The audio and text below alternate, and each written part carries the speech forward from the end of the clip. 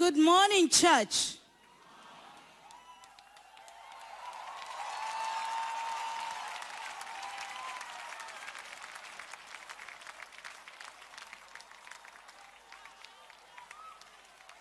My name is Anne.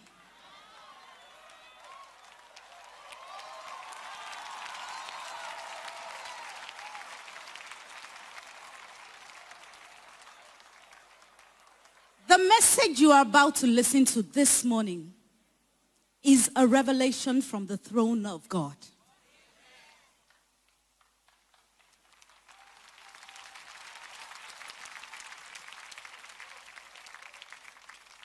I pray that as you listen to this message, the Lord will speak to your heart in Jesus' name. But before I go any further, I want to say, you are welcome in the name of the Lord. You are welcome in the name of the Lord. I can see all over the glory of the Lord. You are welcome in the name of the Lord. Praise the Lord. Let us be seated in his presence.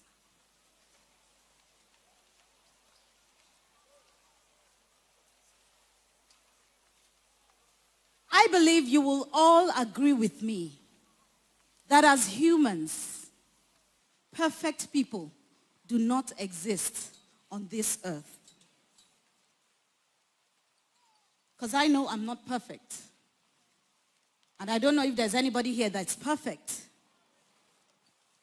Perfect people do not exist on this earth. Now, to be able to identify and acknowledge these weak areas, because we do not exist as perfect people. That is why we keep looking for areas where we can change and improve. To be able to identify and acknowledge these weak areas in our lives is a part of the solution. I mean, knowing that answer, that weakness, will be 50% of the victory. But you see, pride cannot travel this path. Only humility. Why? Pride will never look back to reflect on where it's coming from. The book of Zechariah 4 verse 10 says, do not despise these humble beginnings. In other words, do not forget the place you started. Where would I be? You only know. I'm glad you see through eyes of love. A hopeless case, an empty place, if not for grace. Amazing grace, how sweet the sound. I once was lost, but now I'm found. A hopeless case, yes, an empty place, if not for your grace. Hallelujah. Most times in life, when we find ourselves in positions of honor and glory, we tend to forget when. We tend to forget where. We tend to forget how we began. I mean, we forget our planting season. We forget the watering season when we were watering that plant, that seed of tomorrow. But you know what? We never forget the harvest time. The this is why some of us will boast about our achievements as if we were originators of our own strength, while others feel worthless because their strengths and abilities do not stand out. As a Christian, when you begin to value your ego more than your conscience, or you place your ambitions above your salvation, you grieve the Holy Spirit with pride. James 4 verse 6 says, God opposes the proud, but he gives grace to the humble. Now the question is, what does pride do to you and I? Pride will mask the true condition of your heart, dim the eyes of your understanding, distort your vision. Pride will make you see yourself as a victim and not a perpetrator or architect of your faith condition. That is why our attitude then becomes that of, I was mistreated. It becomes that of, I was cheated. It becomes that of, oh, I was misjudged. People don't understand me. This is pride.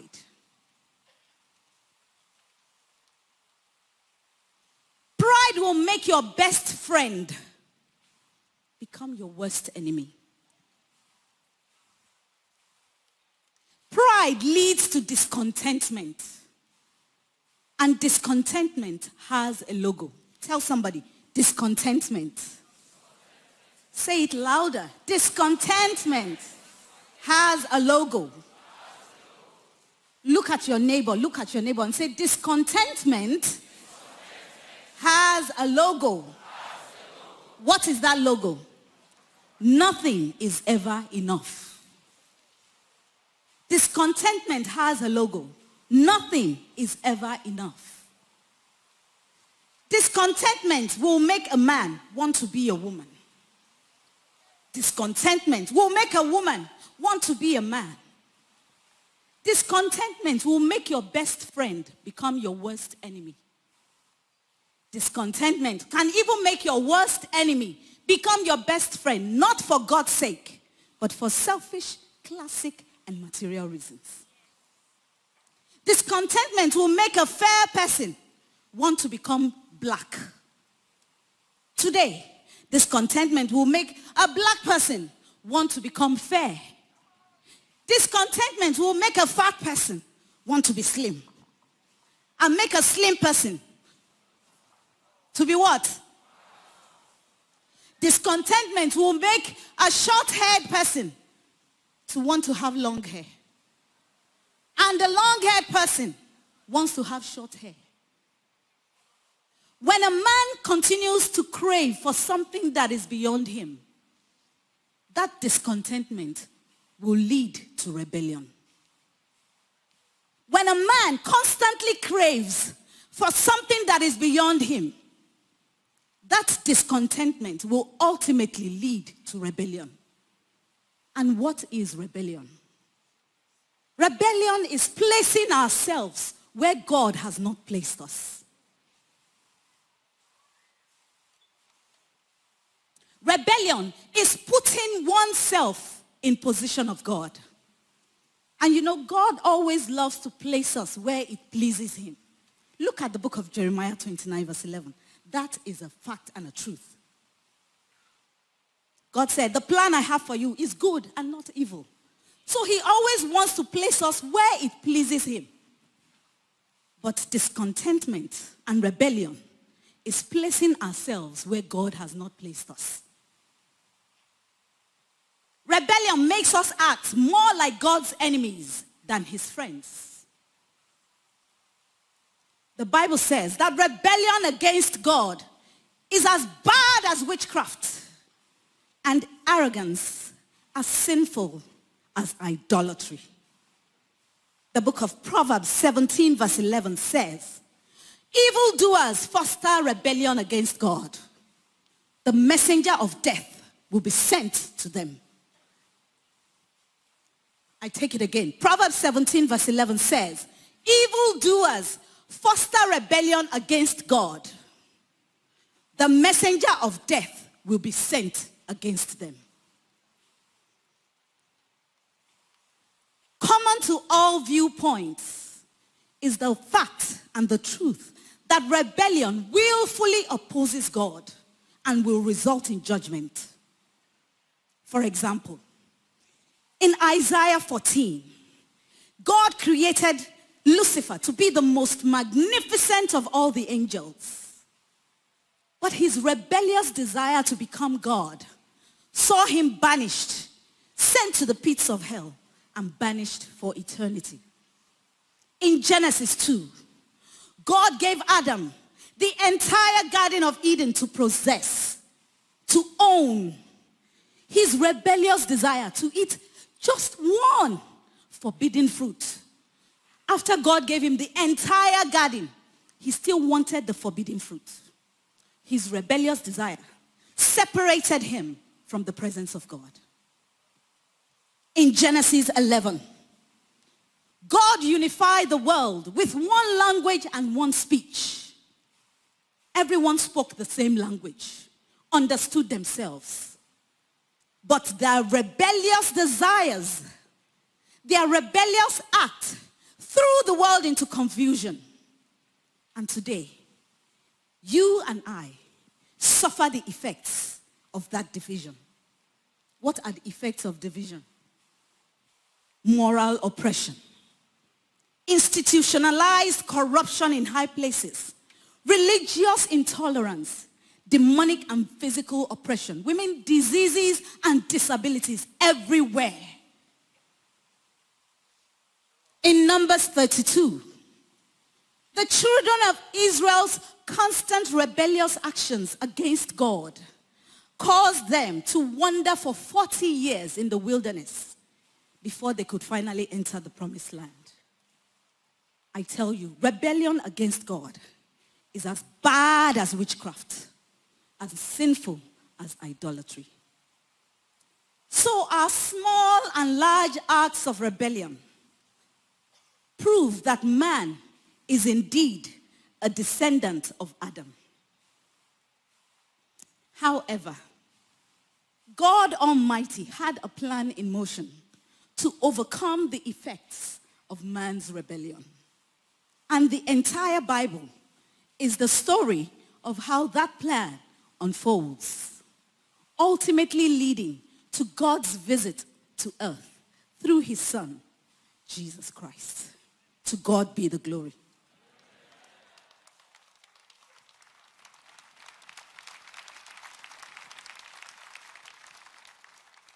Now this will lead me to the title of the message, Man and His Rebellious Nature.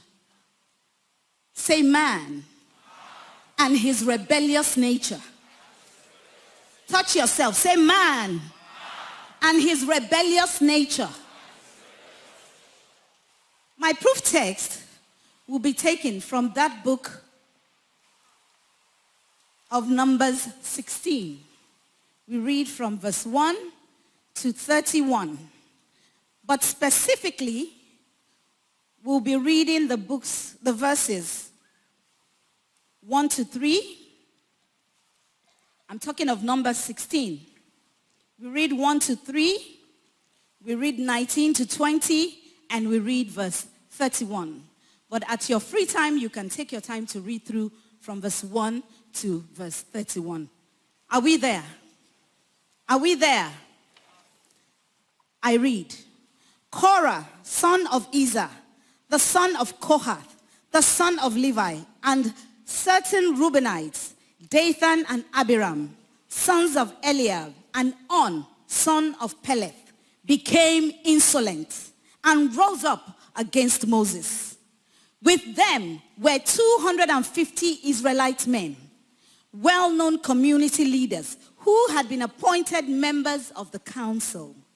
They came as a group to oppose Moses and Aaron and said to them, "You have gone too far. The whole community is holy, every one of them, and the Lord is with them. Why then do you set yourselves above the Lord's assembly? Go to verse 19. When Korah had gathered all his followers in opposition to them at the entrance to the tent of meeting, the glory of the Lord appeared to the entire assembly. The Lord said to Moses and Aaron, separate yourselves from this assembly so I can put an end to them at once. Finally, let's go to verse 31.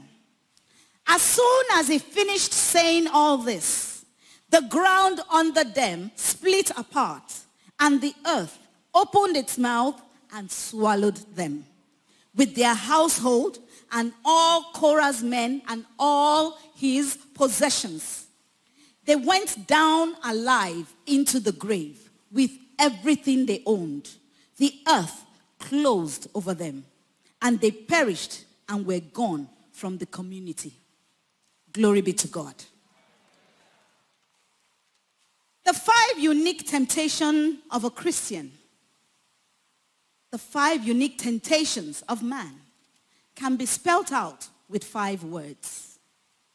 Fear, number 1. Ego, number 2. Greed, 3. Pride, 4. Rebellion, 5.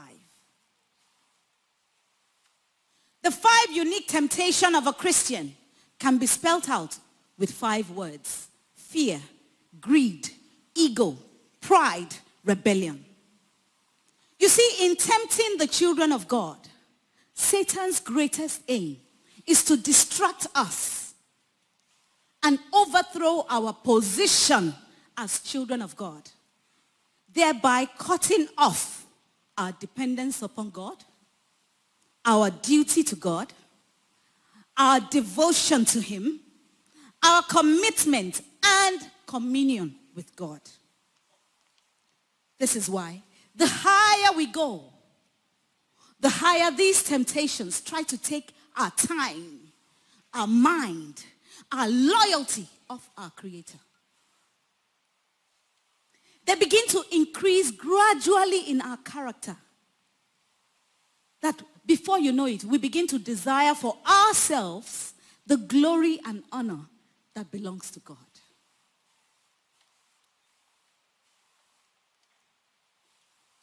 So you who say today, I need wealth. You who say, I need blessing. I need position. I need influence. I need power. Be aware that all high places are slippery.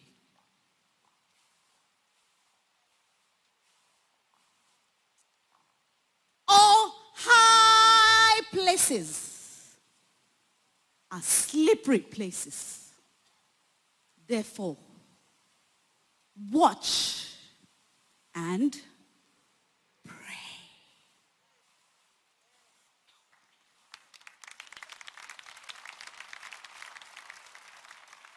Christians, seek not yet repose. Hear thy guardian angel say, thou art in the midst of foes. Watch and pray. Genesis 2 verse 11. Genesis 2 makes us understand that the life we live is not ours. It is the Spirit of God that has chosen to give us this mysterious and miraculous gift of life. When God formed man from the dust of the ground, there was nothing fanciful about the chemical elements making up man's body until God put his breath of life into him. This is why God is so much concerned about us. Because not only are we his work of art, yes, we are his work of art, but most importantly, we are the dwelling place of his Spirit. God wants to build character in us so that when we get to the place of our destiny, we will not crack, we will not explode, and we will not lose it all.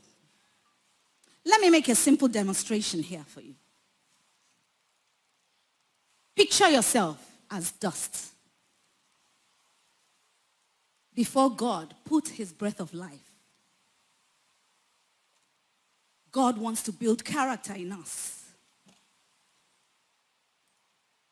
Today, man is like dust. I need someone to help me hold it up. Sir, thank you very much.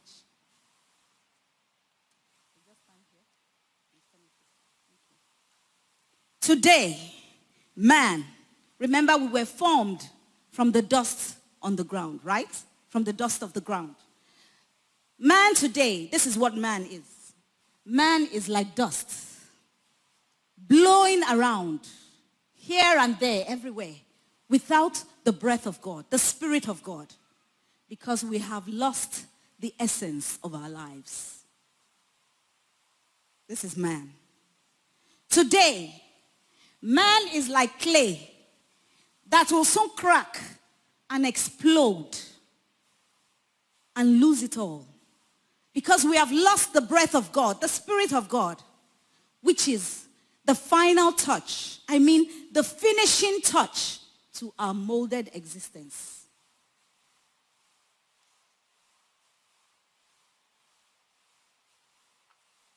If you walk without the Spirit of God, you walk without the Father. If you walk without the Spirit of God, you are dust and clay.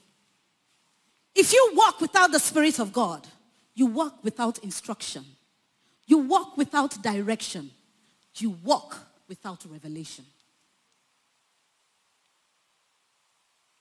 So, child of God, stop cultivating desires to act on your own, because the life we live is not ours.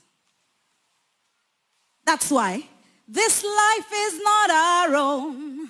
We are just passing through. Our treasures are laid up somewhere beyond the blues. The angels beckon us from heaven's open door, and we can't feel at home in this world anymore. Of course we can't feel at home in this world because we have lost the essence of life. We have lost the final touch, the finishing touch to our molded existence. Thank you very much, sir. You can go and have a fruit.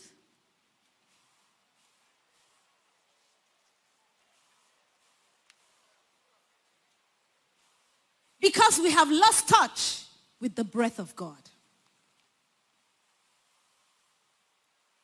The Bible says, the Spirit of God gives life. The flesh counts for nothing. Now, picture yourself. Picture your life.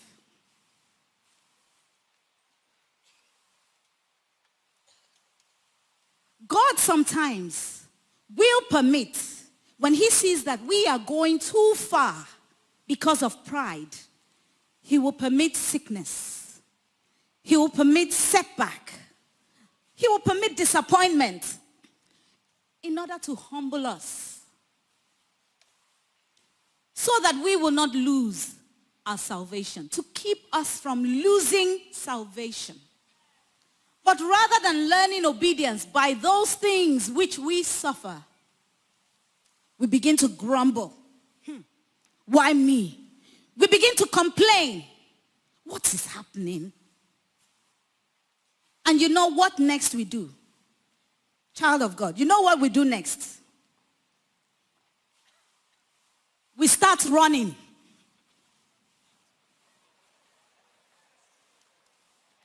We start running.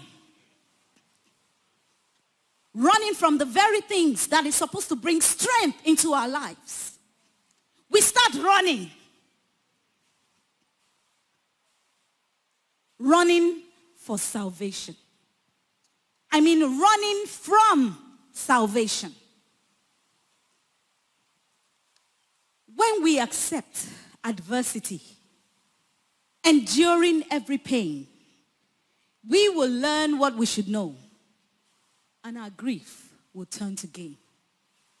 What is that situation of yours?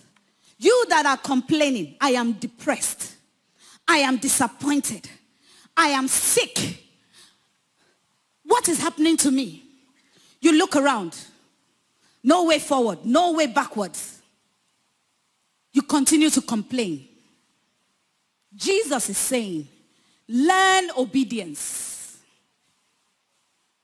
and stop running. Turn back to salvation. Tell somebody, learn obedience. Stop running. Turn back to salvation.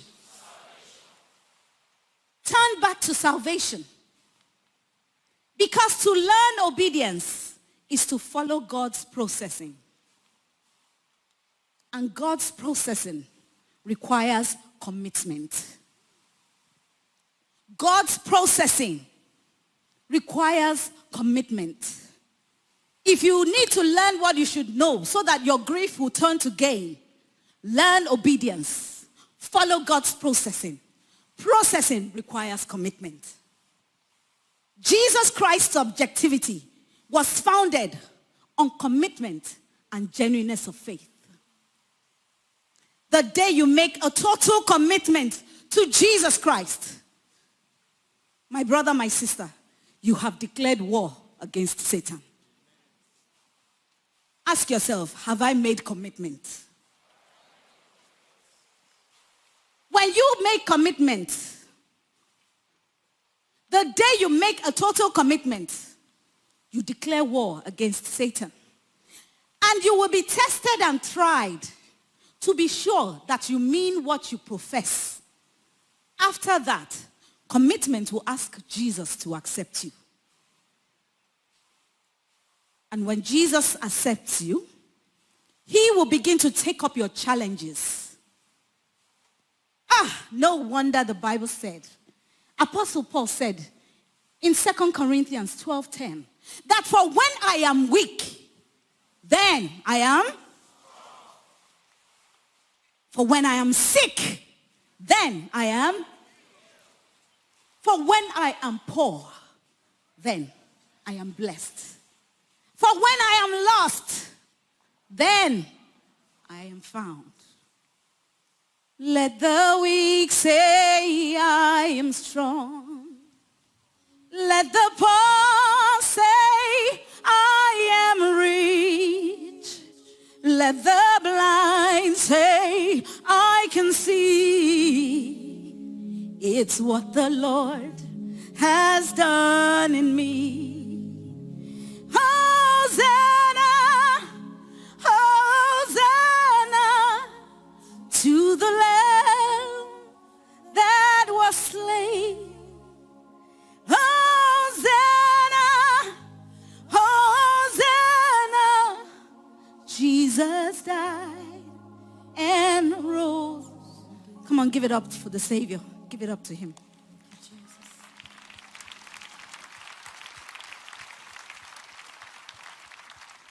In conclusion,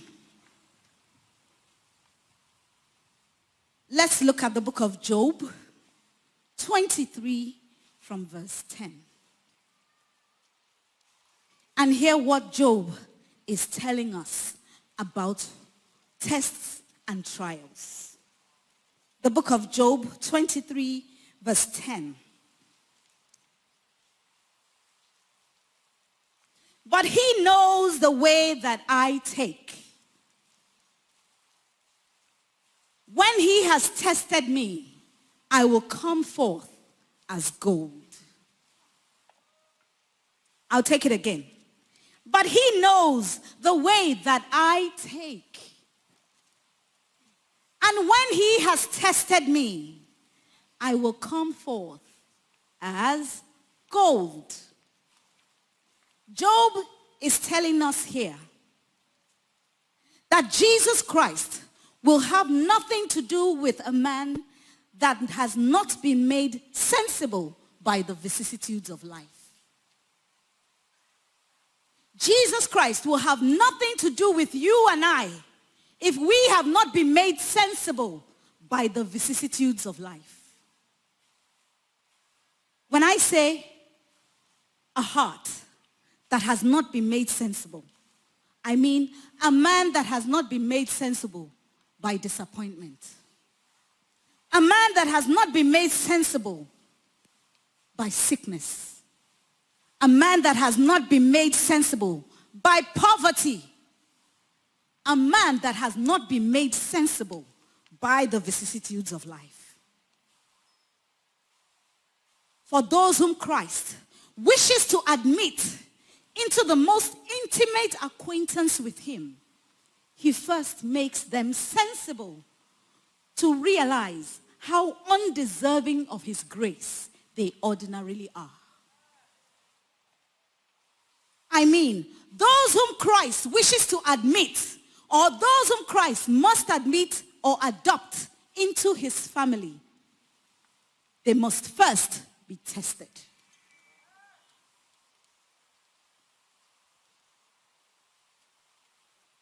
And some of these tests are what many of us are going through. And we keep crying. We keep wailing. We keep complaining. Battling flesh and blood. Looking for scapegoat. Today you will say your father is the wizard. Tomorrow your mother is the witch. Next tomorrow, my sister is my enemy. The Bible says, what can separate us from the love of God? What can separate us from the love of God? What can separate you from the love of God?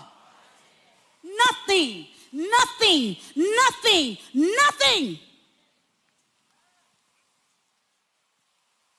Nothing can separate us from the love of God.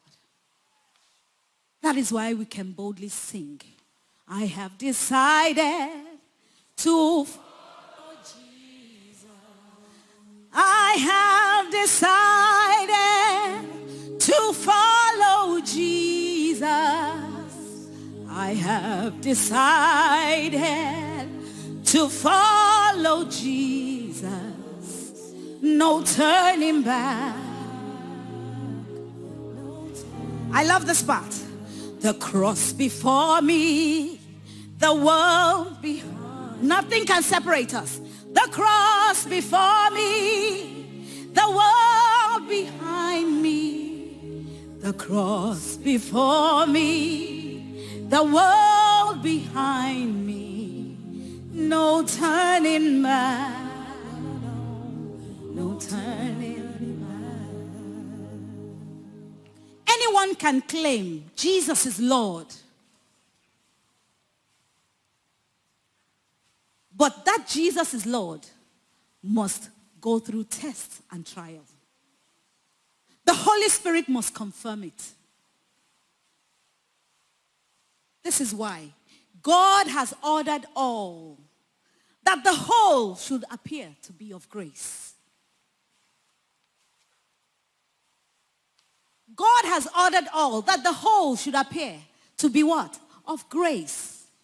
This means that our faith, our conversion, our eternal salvation are not mere products of man's natural ability or power, but they result from a union in Christ Jesus through the Holy Spirit. And love is the only genuine principle from which that union can spring. Let love take precedence over all. Let love take precedence over all. Child of God, if you have not learned to treasure God, if you have not learned to value his prophet, if you have not learned to appreciate the life God has given you, then you are one with a rebellious spirit that is in conflict with everything around it. You are a rebellious spirit that is bound, burdened, and most of all, useless as an instrument. Assess your love for God right now so that you may not receive the judgment you truly deserve. For God is merciful. He can withhold his punishment from us because his mercy drove Jesus to the cross for our sake. Repent and become committed to a new way of life. A new way of life from disobedience to obedience. From unfaithfulness to faithfulness. And from doubt to faith. Return back to salvation.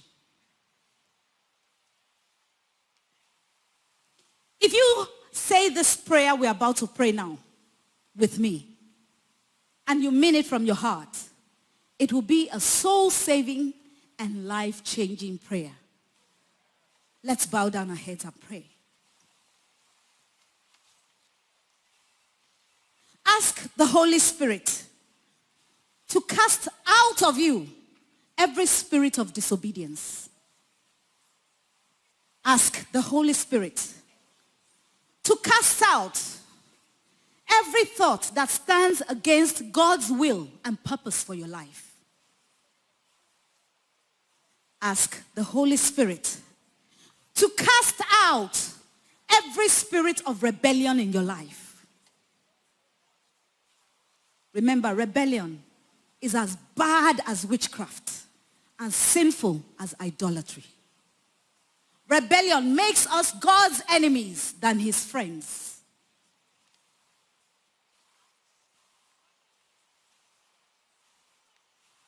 In Jesus' name we pray. In Jesus' name we pray. In Jesus' name we pray. Amen. Viewers all over the world, anywhere you are watching us, I know that this message is at the center of your heart. This message is right now at the center of your heart. So therefore, ask God to give you a willing and obedient spirit. Ask God to give you a willing and obedient spirit to be able to follow him day by day and hour by hour. Ask the Holy Spirit to take more of you and give you more of him. One more time, viewers. Ask the Holy Spirit to take more of you and give you more of him, because we know that this message is at the center of your heart. So ask Jesus to give you a willing and obedient spirit. A spirit that would defy the voice of disobedience. In Jesus' name. Thank you, Lord.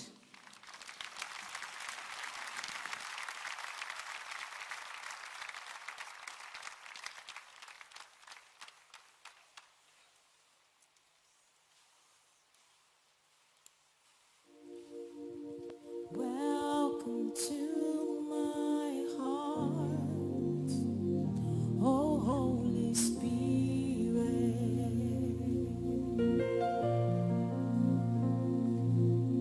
Welcome to my heart. Lift your hands, say, oh Holy Spirit.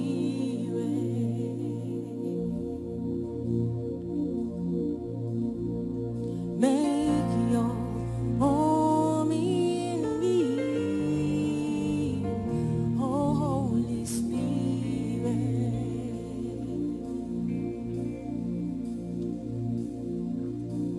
Welcome to my heart, say, oh Holy Spirit. Oh yeah. Make your home in me, yeah. Oh Holy Spirit. Lift your hands, church. Make your home in me, oh, Holy Spirit. Because you go to where you are desired, not just where you are needed. So welcome to my heart, Holy Spirit. Just lift your hands and welcome the Holy Spirit to your heart. Hey, welcome to my